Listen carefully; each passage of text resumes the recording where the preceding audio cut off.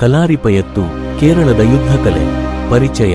ಕಲಾರಿಪಯತ್ತು ಭಾರತದ ಅತಿ ಹಳೆಯ ಮತ್ತು ಜಗತ್ತಿನಲ್ಲಿಯೇ ಪ್ರಾಚೀನ ಯುದ್ಧಕಲೆಗಳಲ್ಲಿ ಒಂದಾಗಿದೆ. ಇದರ ಮೂಲ ಸುಮಾರು 3000 ವರ್ಷಗಳ ಹಿಂದೆ ಕೇರಳದಲ್ಲಿ ನಡೆದಿದೆ. ಕಲಾರಿಪಯತ್ತು ಕೇವಲ ಯುದ್ಧಕಲೆ ಮಾತ್ರವಲ್ಲ, ಅದು ದೇಹದ ಮತ್ತು ಮನಸ್ಸಿನ ಸಮತೋಲನವನ್ನು ಹೆಚ್ಚಿಸುವ ಶಾರೀರಿಕ ಹಾಗೂ ಆತ್ಮಿಕ ಅಭ್ಯಾಸವಾಗಿದೆ. ಇತಿಹಾಸ. ಕಲಾರಿಪಯತ್ತಿನ ಮೂಲವನ್ನು ಹಿಂದೂ ಧರ್ಮದ ದೇವತೆಯಾದ ಪಾರ್ಶ್ವನಾಥ ಮತ್ತು ಪರಶುರಾಮನಿಗೂ ಸಂಪರ್ಕಿಸಲಾಗಿದೆ. ಇದು ಚೋಳ, ಪಾಂಡ್ಯ ಮತ್ತು ಚೇರ ರಾಜವಂಶಗಳ ಕಾಲದಲ್ಲಿ ತನ್ನ ತೀವ್ರತೆಯನ್ನು ಸೇರಿಸಿಕೊಂಡಿತು.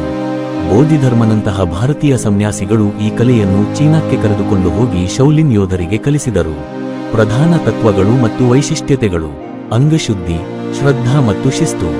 ಕಲಾರಿಪಯತ್ತಿನಲ್ಲಿ ಮನಸ್ಸು ಮತ್ತು ದೇಹದ ಸಮತೋಲನ ಮುಖ್ಯ. ಇದು ಯೋಧನಿಗೆ ಶಿಸ್ತು ಮತ್ತು ಆತ್ಮವಿಶ್ವಾಸವನ್ನು ಬೋಧಿಸುತ್ತದೆ. ಹಠಯೋಗ ಮತ್ತು ನಾಡಿ ಶೋಧನೆ. ಕಲೆಯು ಪ್ರಾಣಾಯಾಮ ಮತ್ತು ಯೋಗದ ಮೇಲೆ ಆಧಾರಿತವಾಗಿದೆ.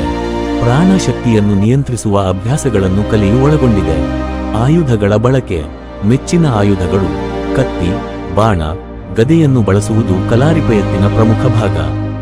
ಉರುಮಿ, ಸೋಂಡಿನಂತಹ ಕತ್ತಿ ಅತ್ಯಂತ ಅಪಾಯಕಾರಿ ಮತ್ತು ಅರ್ಥಪೂರ್ಣ ಆಯುಧವಾಗಿದೆ. ಮಾರ್ಮಿಕ ಸ್ಥಳಗಳಿಗೆ ಪ್ರಹಾರ. ಮರ್ಮತಂತ್ರ.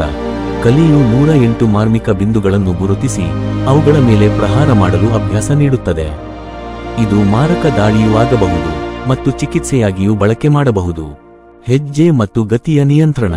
ಕಲೆಯು ಅತಿ ವೇಗದ ಮತ್ತು ನಿಯಂತ್ರಿತ ಹೆಜ್ಜೆಗಳಿಂದ ಹೆಚ್ಚು ಪರಿಣಾಮಕಾರಿಯಾಗಿದೆ. ಇದು ಶತ್ರುವಿನ ಚಲನೆಗಳನ್ನು ಮೆಟ್ಟಲು ಸಹಾಯ ಮಾಡುತ್ತದೆ.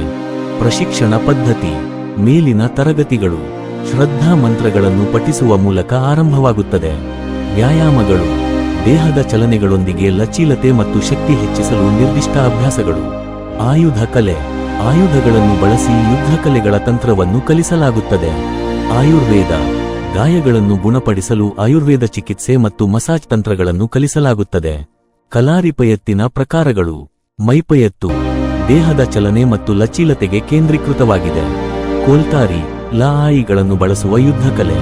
ಅಂಗತಾರಿ, ಮಾರಕ ಆಯುಧಗಳ ಬಳಕೆ. ವರ್ಮಾ ತಂತ್ರ, ಮಾರ್ಮಿಕ ಬಿಂದುಗಳಿಗೆ ಪ್ರಹಾರ ಮಾಡುವ ತಂತ್ರಗಳು. ಇಂದಿನ ಪ್ರಾಮುಖ್ಯತೆ. ಕಲಾರಿಪಯತ್ತು ಕೇರಳದ ಸಂಸ್ಕೃತಿಯ ನಿಖರ ಚಿಹ್ನೆಯಾಗಿದೆ. ಇದು ಇಂದು ವೈಯಕ್ತಿಕ ಸುರಕ್ಷತೆ, ಮನೋಧೈರ್ಯ ಮತ್ತು ಫಿಟ್ನೆಸ್ ಅಭ್ಯಾಸಕ್ಕಾಗಿ ಹೆಚ್ಚು ಜನಪ್ರಿಯವಾಗಿದೆ. ಕೇರಳದಲ್ಲಿ ತರಬೇತಿ ಕೇಂದ್ರಗಳು ಕಲಾರಿ ನಿರ್ವಹಿಸುತ್ತಿವೆ ಮತ್ತು ಇದು ತಮಾಷೆಯ ಕಲೆಯಾಗಿ ಬಳಕೆಯಾಗುತ್ತಿದೆ. ಕಲಾರಿಪಯತ್ತಿನ ಎಫೆಕ್ಟ್. ಶಾರೀರಿಕ ಫಿಟ್ನೆಸ್. ದೇಹಕ್ಕೆ ಶಕ್ತಿ, ತಾಕತ್ತು ಮತ್ತು ಸಮತೋಲನವನ್ನು ತರಲು ಸಹಾಯಕ. ಮಾನಸಿಕ ಶಾಂತಿ. ಆತ್ಮಶಕ್ತಿ ಮತ್ತು ಧೈರ್ಯವನ್ನು ಹೆಚ್ಚಿಸುತ್ತದೆ. ಯೋಧತ್ವದ ಪರಂಪರೆ. ಯುವಕರಲ್ಲಿ ದೇಶಭಕ್ತಿಯನ್ನು ಬೆಳೆಸುತ್ತದೆ. ವಿಶ್ವ ಪಾರದರ್ಶಕತೆ. ಇದನ್ನು ಯುದ್ಧಕಲೆಗಳ ತಾಯಿ ಎಂದು ಕರೆಯಲಾಗುತ್ತದೆ. ಚೀನಾದ ಶೌಲಿನ್ ಕಲೆ ಮತ್ತು ಜಪಾನ್ನ ಕರಾಟೆಗಳ ಮೇಲೆ ಇದರ ಪರಿಣಾಮವಿದೆ. ಕಲಾರಿಪಯತ್ತು ಕೇವಲ ಕಲೆ ಮಾತ್ರವಲ್ಲ, ಅದು ಜೀವಿಸುವ ಮಾರ್ಗವಾಗಿದೆ.